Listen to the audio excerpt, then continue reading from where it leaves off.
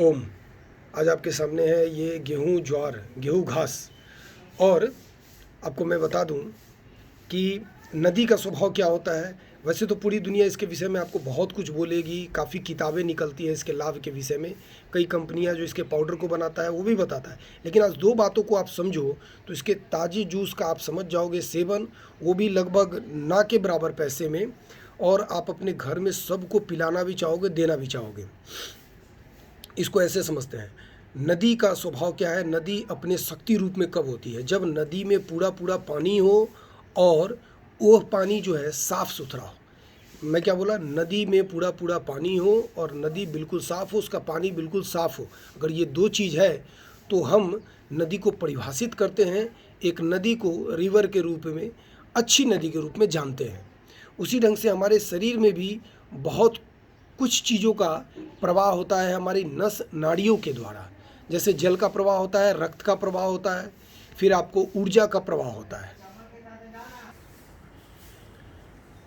तो गेहूं ज्वार के रस को सेवन करने से आपके शरीर में रक्त की कमी नहीं होगी, हीमोग्लोबिन कभी डाउन नहीं होगा। और हीमोग्लोबिन डाउन नहीं होगा, रक्त की कमी नहीं होगी, तो कई सारे ऐसे एंजाइम्स हैं, हार्मोन्स हैं, भोजन के ग्लूकोज हैं, कई चीज़ें हैं जो रक्त के द्वारा ही शरीर को एड़ी से लेकर और सर तक पहुंचाया जाता है। ये इसका एक सबसे बड़ा लाभ है। अगर खून की ही कमी है शरीर में तब तो ये वैसी ही बातें हो गई जैसे कि नदी में पानी ही नहीं है और नाव या जहाज सामान लेकर इधर से उधर पहुंचाने को तैयार है, लेकिन पानी है नहीं, तो वो तैरेगा किस चीज़ पे? इसीलिए हमारे शरीर का खून का प्रवाह सही से संतुलित रूप में हमारे शरीर में होना बहुत ज़रूरी है। और ये आपके शरीर में रक्त बनाता है। इसका कंपोजिशन गेहूं के ज्वारे का इतना सुंदर होता है कि कहा जाता है इसमें और ब्लड में मात्र दो चीज़ का, एक चीज़ का अंतर होता है। क्या?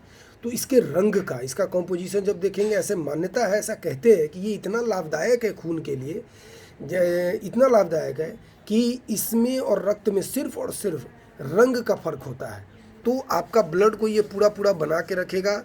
और ख़ास के घर में जो महिलाएं होती है जो अक्सर इस चीज़ का सामना करती हैं, उनके लिए तो ये बहुत लाभदायक है। मन शांत होगा, चित्त प्रसन्न होगा। दूसरी ज़बरदस्त खूबी इसकी, खून को ये साफ रखता है। इसीलिए जो कैंसर के मरीज होते हैं या ब्लड कैंसर के मरीज होते हैं जिनमें डेड सेल जो होता है वो कहीं ना कहीं डिपॉजिट होकर ट्यूमर और गांठ के रूप में हो जाते हैं, तो उस डेड सेल को या रक्त को शुद्धिकरण के लिए ये ज़बरदस्त काम करता है। एक तो आपके रक्त के स्तर को, लेवल को बना के रखेगा और साथ में उसको साफ भी रखेगा। और अगर ये दो चीज़ें आपके शरीर में सही से हो रही हैं तो आप बिल्कुल समझ जाओ कि 99.99% आपके शरीर में कोई भी बीमारी छोटी बड़ी नहीं होंगी। आपको उसका सामना नहीं करना पड़ेगा, वह दिन नहीं देखना पड़ेगा जिससे पूरा घर, आज कैंसर घर घर हो चुका है। लगभग मतलब एक न एक पेशेंट जो है इसके हो रहे हैं और आने वाले भविष्य में इसकी संख्या बढ़ेगी ही बढ़ेगी।